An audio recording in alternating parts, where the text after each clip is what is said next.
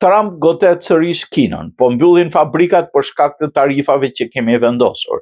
Përfaqësues të Shteteve të Bashkuara ndodhen në negociata me zyrtar kinez me synimin për të arritur një marrëveshje tregtare, deklaroi Donald Trump para anëtarëve të kabinetit të tij gjatë një mbledhje në mesditën e së mërkurës në Shtëpinë e Bardhë. Në një moment shpresoi të arrihet një marrëveshje, po negociojmë me Kinën, tha Trump, duke pretenduar se tarifat e larta që Washingtoni ka vendosur ndaj Pekinit po çojnë në mbylljen e fabrikave në Kinë. Sapo pas disa raporte, ekonomia e tyre po paraqetet e dobët, më mërzit vërtet ajo që dëgjova, shtoi ai.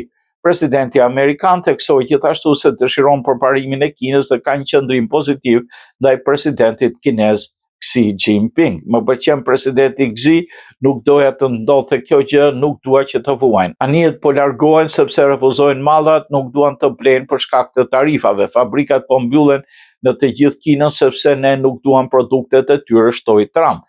Këto komente vinë pas publikimit një raporti që tregonte se aktiviteti industrial në Kinë është skurrur këtë muaj me ritmin më të shpejtë në 16 muajt e fundit.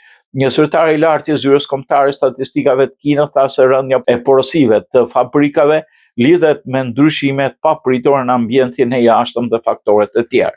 Por më tepër, të dhënat e fundit për mallat tregojnë një rënje të ndjeshme të dërgesave nga Kina drejt SBA-s, si dhe kthimin e disa anijeve të transportit pa shkarkuar mallar. Për shembull, kompania e logjistikës Flexport raportoi se rezervimet nga Kina drejt SBA-s janë ulur në 60% pas vendosjes së tarifave prej 145%.